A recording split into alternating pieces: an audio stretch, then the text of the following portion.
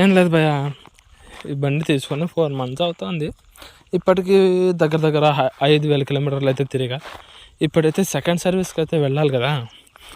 అరే ఇక్కడ ఏంది భయ్య ఇంత ఉంది. అరే ఎవడైనా దీన్ని బైక్ అంటారా? పాపం నేనే కదా దీన్ని చూసుకోవాల్సింది. పాపం చూడు, స్నానం కూడా చేయకుండా పెట్టుకున్నా. సరే కానీ వెళ్తూ మాట్లాడుకుందాం. ఎలాగోలా ఎంతమంది దీన్ని చూసి ఎంతమంది తిట్టుకుంటారు ఏమో. రాయల్ ఎన్ఫీల్డ్ షోరూమ్ అడిగితే మరీ వద్దు, చూద్దాం ఎన్ని కిలోమీటర్లు తిరిగిందో. 4,940. ఇంకా 60 తక్కువ 5,000కి.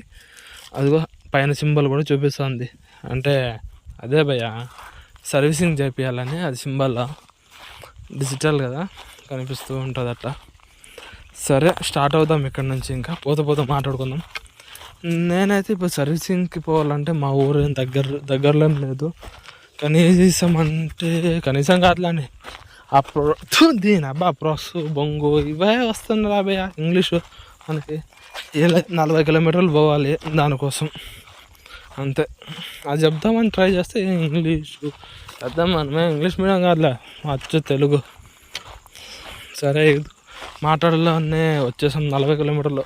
మళ్ళీ 40 కిలోమీటర్లు అన్నావు మాటల్లోనే వచ్చేసాం అని స్కిప్ కొట్టా అంతే. వీడియో రికార్డ్ చేయలే. ఇంకా టౌన్లో కూడా రికార్డ్ చేయడానికి కాదు, ఇలాగే ఫోన్ పట్టుకొని. అందుకని డైరెక్ట్గా మనం షోరూమ్ దగ్గర కలుద్దాం, లేకపోతే ఏమైనా జరగవచ్చు. ఫోన్ పట్టుకొని రికార్డింగ్ అంటే అది కష్టమే. మాటల్లోనే వచ్చేసాం. ఇది ఈ సొందుల్లో పోతే ముందరికి అక్కడ సర్వీస్ చేస్తా. అన్న తెలిసినోడు ఉన్నాడు, అన్నకు ఫోన్ చేద్దాం వస్తాడు. అబ్బా ఏం టైమింగ్ భయ. చేయగానే వచ్చేసాడు, ఫోన్ చేయగానే ఇలాగా వచ్చి మనకైతే డీటెయిల్స్ రాసుకోమని చెప్పాడు మేడంకి. మేడం అయితే డీటెయిల్స్ అయితే రాసుకోవడానికి వచ్చింది. చెప్తున్నా నంబరు పేరు మొత్తం చెప్పేసా.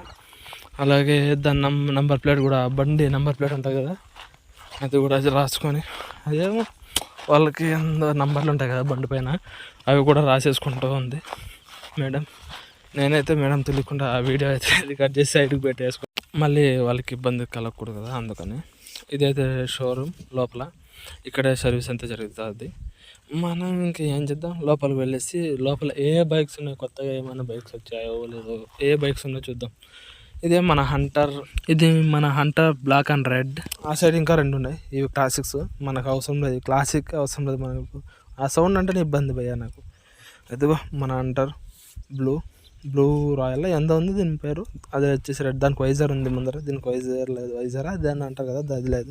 ఒకసారి ఆన్ చేసి చూద్దాం భయ్యా. ఏమైనా కనిపిస్తాయి భయ్యా ఈ షోరూంలో బైక్స్. అదే మనం బయటకు తీసుకెళ్తాం మొత్తం చెత్త అయిపోతాయి. అదే అంతేనా. ఇదైతే ఓవరాల్ రాయల్ ఎన్ఫీల్డ్ షోరూమ్.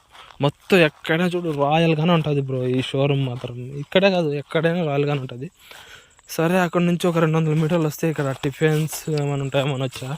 ఇక్కడైతే ఫేమస్ అనమాట ఇక్కడ ఈ ఏరియాలో. ఇది ఫ్రైడ్ రైస్ అయితే తీసుకున్నా. టిఫిన్ అండ్ ఫ్రైడ్ రైస్ అనొద్దండి, ఏదైతే అది కడుపు నిండాలి కదా. తినేసి బయలుదేరదాం మళ్ళీ షోరూమ్ దగ్గరికి. ఏం చేస్తుంటారేమో మన బండిని. అయిపోయింది, కడుక్కొనేస్తాం.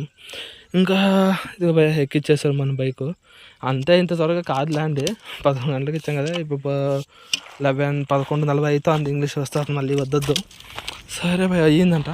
ఇప్పుడే పిలిచారు లోపల కూర్చోంటే వచ్చా. అరే దీనమ్మా ఇంకా మొత్తం అయిపోయింది అన్నారు, ఇంకా సర్వీస్ చేయలేదు భయ్యా. వాటర్ సర్వీసు అడిగితేనేమో అక్కడ వాటర్ సర్వీస్కి ఎంతో ప్రాబ్లం అంట, అందుకు చేయలేదంట. ఓకే పర్లేదు, చైన్ స్ప్రే అన్న కొట్టండి, చైన్ క్లీన్ చేయండి అంటే ఇప్పుడు కొడుతున్నారు.